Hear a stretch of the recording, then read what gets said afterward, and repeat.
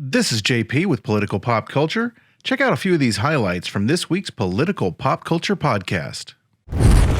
Ted Cruz, to his credit, even though these two are in the middle of a Twitter pissing match, Ted Cruz responds, and what does he say? He says the most offensive thing that you can possibly imagine to respond to AOC. Ted Cruz says, and this is a direct quote, "Fully agree." Get out of here. How dare he? Get out of here. That misogynist bastard. It's not a scandal. You can't have scandals when Democrats are in the White House anymore. Yeah. What if they wear tan suits? Well, that's not so much a scandal as just one of those "what the hell were you thinking" moments. Is it a bad thing because the behavior is bad, or is it a bad thing because the little guys aren't donating millions and millions and millions of dollars to political campaigns? You know the answer to that question. It's clearly the latter. It's clearly the latter. You know the answer to that. There's actually a really good segue here. We're talking about Gamestop, and then I'm talking about stupid representatives. And you can't talk about stupid representatives without mentioning Alexandria Ocasio-Cortez, who I honestly believe is the most stupid person ever elected to the House of Representatives. And there have been some stupid people elected to the House of Representatives.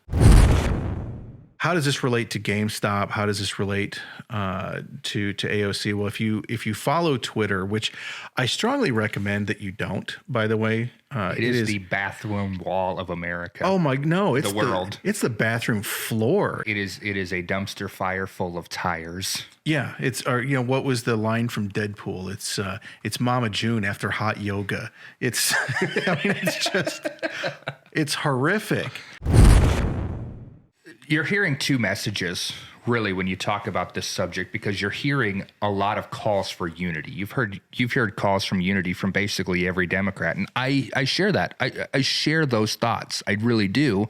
However, you can't tell me you want unity and then accuse everybody who disagrees with you for basically being complicit in an attack on the Capitol building. It seems to me that when you talk about unity, what you're really saying is agree with every one of our policies or you're racist and complicit in violence.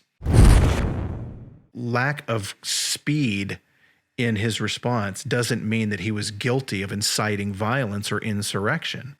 Or as Chuck Schumer said, an erection. Yeah, well, Chuck Schumer has had an erection for Donald Trump for years. I mean... Must be awfully hard. Oh, yeah, I'm sure it's... for Chuck, not any. There's some stiff competition between those two. Anyway, seriously, it's just like being back in grade school. Stop it. At this point in history, the word racist has lost all meaning. Which is why, if you notice, I apologize to cut you off there, JP. No, you're good. They've flipped the verbiage. They're no longer using the term racist. They're calling you a white supremacist. We've gotten to this point where literally everything is so hyper politicized, and it's black and white. And I don't mean that in the term of race. It's binary. It's binary. I got to start remembering that. Yeah, it's one way or the other. And if you don't believe exactly this, then you're the bad guy, or in this case, you're the white supremacist. Yeah, and the other thing is this whole exchange between AOC and Ted Cruz really shows to me that AOC truly thinks that she's bigger than the office she currently holds. Well, she thinks she's not only bigger than the office, and again, I hate to use that word when I'm referring to AOC, but yeah, I think that she believes that she is not only more important than the office that she holds. I think she feels like she's more important than the office that Ted Cruz holds.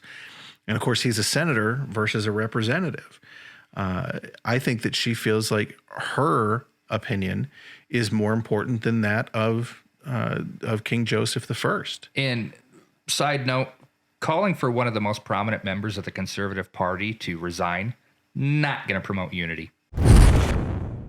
There is not a lot of talking between the Democrats and the Republicans. They actually frown upon it. They don't want them talking to each other. I'm sorry. Isn't that why we send them? Isn't that why they're voted into office in the first place?